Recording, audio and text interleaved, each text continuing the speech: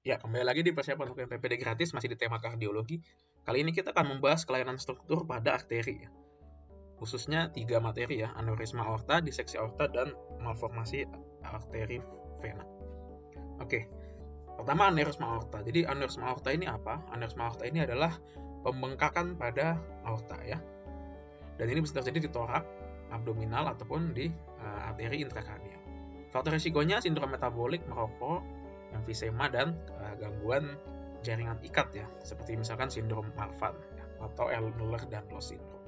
Manifestasi klinisnya bisa tidak bergejala ya, atau bisa adanya massa pulsatil di perut kalau dia aneurisma abdominal. Jadi pasiennya merasa kok kayak ada perutnya kembung, terus kayak berdenyut, kayak denyut-denyut, kayak denyut nadi gitu rasanya. Nah, itu mungkin ada aneurisma arteri abdomen. Bisa menyebabkan gangguan berbicara juga pada arteri torakal. Karena di bagian rongga toraks ya, di mediastinum itu ada nervus yang mempersarafi laring, teman-teman. Jadi kalau arterinya membengkak lalu mengenai nervus tersebut, pasiennya bisa sampai ada gangguan bicara.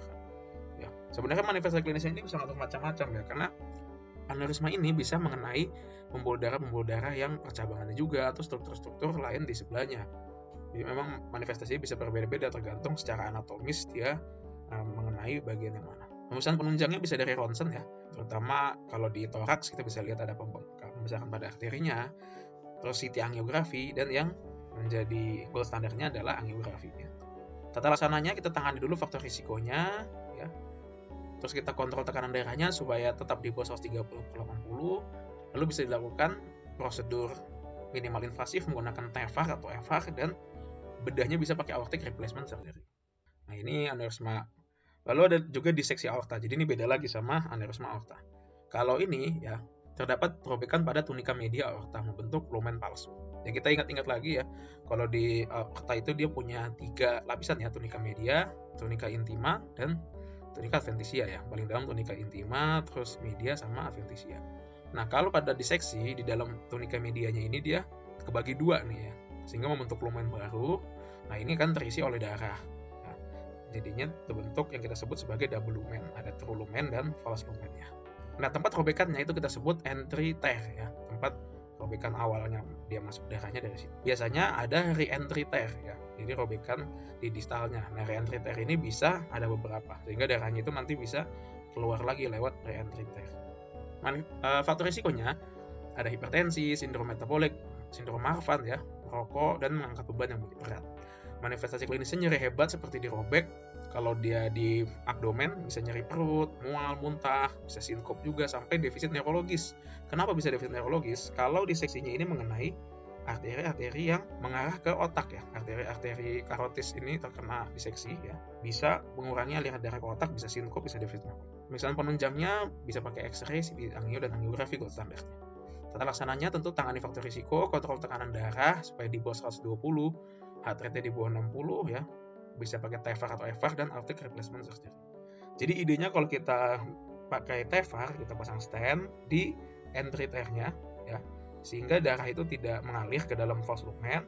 Akibatnya kalau darah tidak mengalir ke false lumen, darahnya akan statis ya teman-teman, lalu membentuk trombus di false lumennya, sehingga false lumennya ini akan tertutup ya. Jadi darah mengalir di aortanya. Nah, ada klasifikasinya. Klasifikasinya kita bagi 2 menjadi klasifikasi DeBakey dan Stanford. Kalau DeBakey tipe 1 itu dia diseksinya berdampak pada ascending aorta sampai descending ya, sampai ke aorta abdominal juga. Kalau tipe 2 dia hanya berada di aorta ascendens saja. Kalau 3A ya, dia tidak melibatkan aorta ascendens, tapi diseksinya hanya sampai di atas diafragma.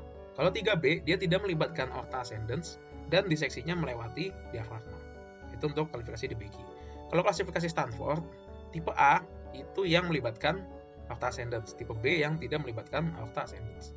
Oke, sebelum lanjut, jangan lupa untuk terus dukung channel ini dengan berikan like, subscribe, dan isi kolom komentar supaya channel ini bisa terus upload videonya. Selamat belajar! Oke, yang terakhir, malformasi arteriovena ya, atau AVM. Ya, jadi seperti yang kita ketahui, harusnya vena terhubung dengan arteri melalui kapiler ya.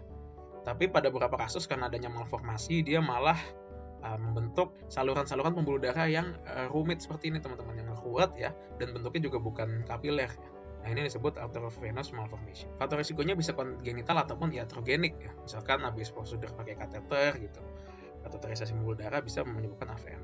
Manifestasi klinisnya ada massa pulsatil, terus terdapat trill ya. Kalau kita kasih dengarkan dengan stetoskop juga bisa didengar ada bunyi trillnya ya di bagian AVM-nya. Kalau di kepala bisa ada sakit kepala dan defisit neurologis. Pemeriksaan penunjangnya bisa pakai USG Doppler, CT angio, MR angio, dan sampai angiografi ya. Setelah laksananya kita bisa lakukan embolisasi, bisa kita lakukan coiling ya, pembedahan sampai stereotaktik radiosurgery. Jadi pakai radiasi ya, pakai alat disinar radiasi di AVM-nya.